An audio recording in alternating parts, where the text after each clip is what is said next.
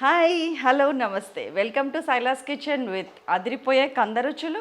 కంద ఏంటండి, వండటం ఏంటండి, చాలామంది కందగడ్డ తెలియదంట. మొన్న మా ఇంట్లో కూడా ఎవరో వస్తే దీన్ని వంట చేస్తారా అని అడిగారు నన్ను. నాకు అసలు నేను ఎక్కడ ఉన్నానో అర్థం కాలేదు, కానీ అది మాత్రం వాస్తవం. చాలామంది ఏంటంటే కాప్స్ అని ఆలుగడ్డ కంద గడ్డల్ని వాడటం మానేస్తారు.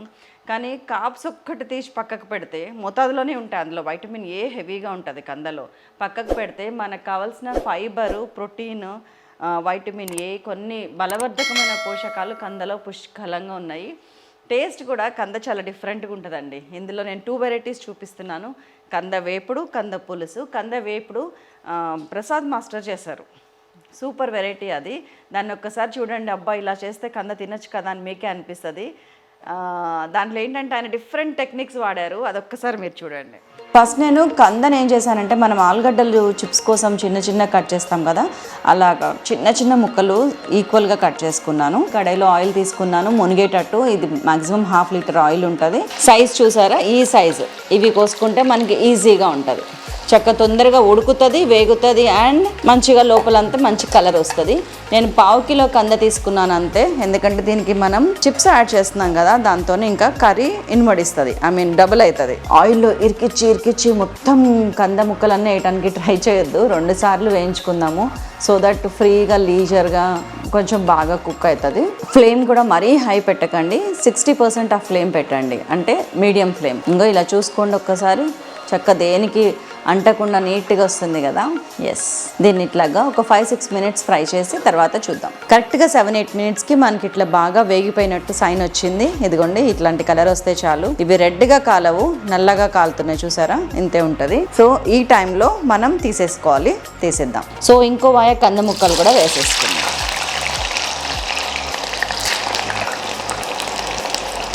సో 7-8 మినిట్స్ అయింది, మన కంద ముక్కలు అయిపోయినాయి, తీసేస్తున్నాం. అండ్ ఇందులో ఒక 20 grams ఆఫ్ పల్లీలు వేసి వేయించి తీసేస్తున్నాను. ఇవి ఉంటే ఏమవుతుందంటే కరకర అంటుంటాయి కదా, ఇంట్రెస్టింగ్గా ఉంటుంది చూసే వాళ్ళకి. అండ్ ఈ టైంలో మనం మొక్కజొన్న కార్న్ఫ్లెక్స్, మొక్కజొన్న వడియాలు అనొచ్చు, మొక్కజొన్న బయట దొరుకుతాయి కదా మనకి, అవి తీసుకొచ్చి ఇందులో కందలో కలిపితే ఇంట్రెస్టింగ్గా తింటారు పిల్లలు. అండ్ కొద్దిగా కరివేపాకు, కొద్దిగా పచ్చిమిర్చి, ఇవన్నీ మనకి added taste and appearance. Curry తినడానికి ఎంత బాగుండాలో చూడటానికి కూడా అంత బాగుంటేనే తినాలనిపిస్తుంది. సో ఈ మిక్స్చర్లో మనం 1/2 టీ స్పూన్ ఎర్రకారం వేసేస్తున్నాను. ఇందులో ఉప్పు ఎలాంటిది ఏం లేదు.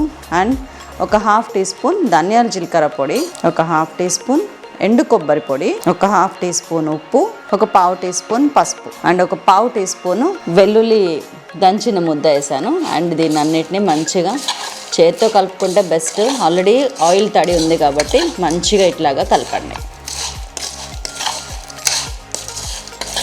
అసలు ఇది కంద అని చెప్తే ఎవరు నమ్ముతారు చెప్పండి ఇప్పుడు? అండ్ పిల్లలు ఎందుకు తినారో చెప్పండి. కరకర ఇది టిఫిన్ బాక్సుల్లో కూడా చాలా ఇంట్రెస్టింగ్గా ఉంటుంది. అన్నం తినని పిల్లలు దీంతో కలిపి పెడితే మంచిగా తినేస్తారు.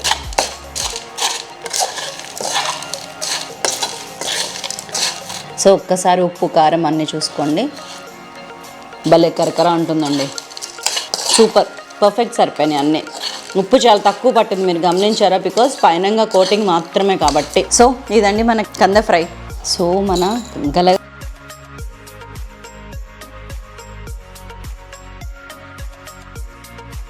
చూసారు కదా ఎలా ఉంది, చేయాలనిపించింది కదా, నాకు అనిపించింది. ఇది ప్రసాద్ మాస్టర్ వెరైటీ. నేనేంటంటే డిఫరెంట్ వెరైటీస్ తెలిసిన, అంటే మనకు వచ్చింది ఒక్కటే విద్య కాదండి, మనకు తెలిసింది ఒక్కటే వంట కాదు. అందరం అన్నీ షేర్ చేసుకుంటేనే డిఫరెంట్ వెరైటీస్ ఆఫ్ వంటల్ని మనం రుచి చూడగలుగుతాము.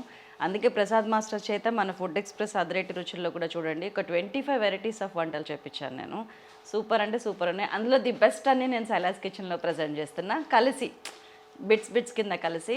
సో ఇప్పుడు కంద పులుసు చేద్దాము. ఇది అచ్చంగా నేను చేసింది మా అమ్మమ్మ చేతి కంద పులుసు అని చెప్పచ్చు.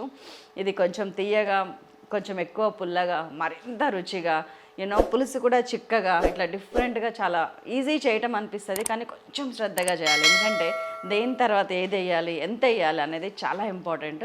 ఒక్కసారి పులుసు కూడా చూసేద్దాం. నేను ఫస్ట్ ఒక కడాయి తీసుకున్నాను అండ్ అందులో ఒక 4-5 టేబుల్ స్పూన్స్ ఆఫ్ ఆయిల్ తీసుకుంటున్నాను. నేను 1/2 కిలో కంద తీసుకున్నాను. దీన్ని 5-6 ఈజీగా తినొచ్చు. జస్ట్ నేను ఒక 1/2 టీ స్పూన్ ఆవాలు తీసుకున్నాను, ఒక 1/2 టీ స్పూన్ జీలకర్ర వేసాను, లైట్గా ఇంగు వేస్తున్నాను, జస్ట్ 2 పప్స్ అంతే. అండ్ ఇంకా తక్కువ మెంతులు. మన ఉల్లిపాయలు వేసేస్తున్నాను. ఒక 2 మీడియం సైజ్ ఉల్లిపాయలు తీసుకోండి.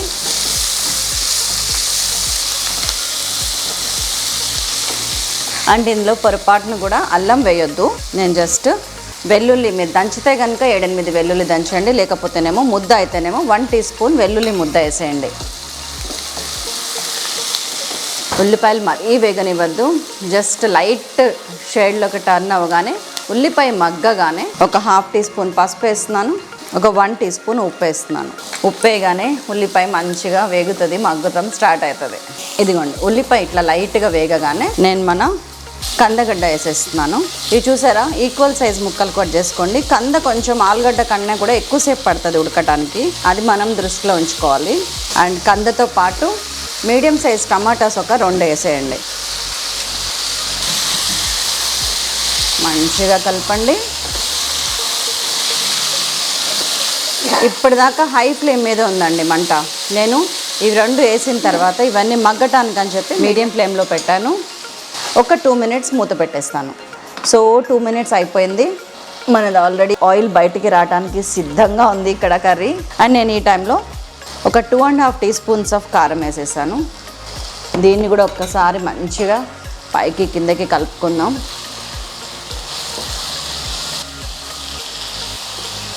ఈ టమాటా ఉంది చూసారా, దీన్ని ఉడకాలి కానీ మనకి అది పేస్ట్ అవ్వకూడదు.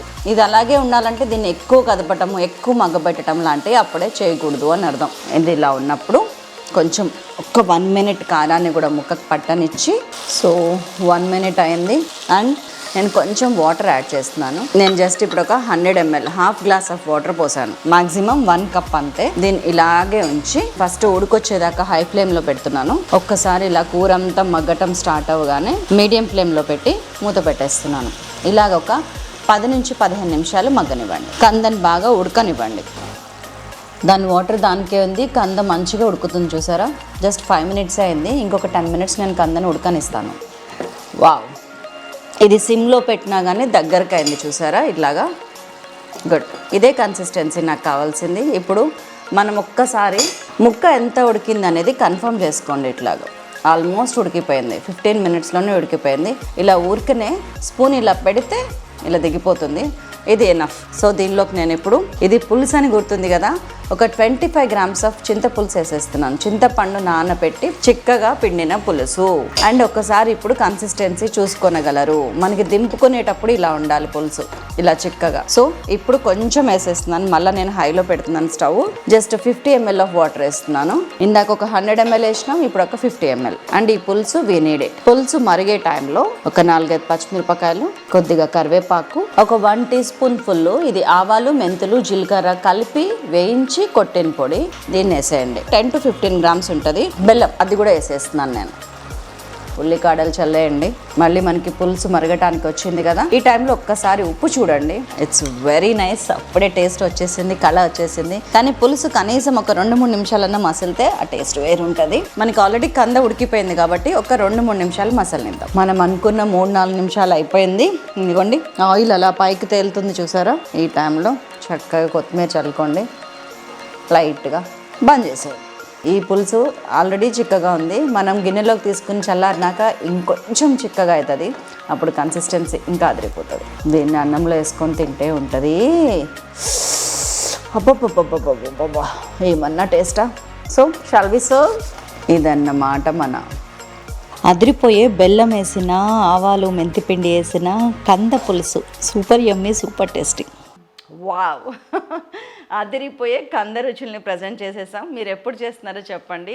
ఏది ఇష్టమైతే అది చేయండి. పిల్లలకి 2 నచ్చుతాయి, no doubt about it. So ఇంతటితో మన కంద వెరైటీస్కి ఇక్కడ ఫుల్ స్టాప్ పెట్టి keep watching. Thank you very much. మరొక అద్భుతమైన ఎపిసోడ్లో మళ్ళీ మిమ్మల్ని కలుస్తాను. అందరికీ సెలవు, నమస్కారం.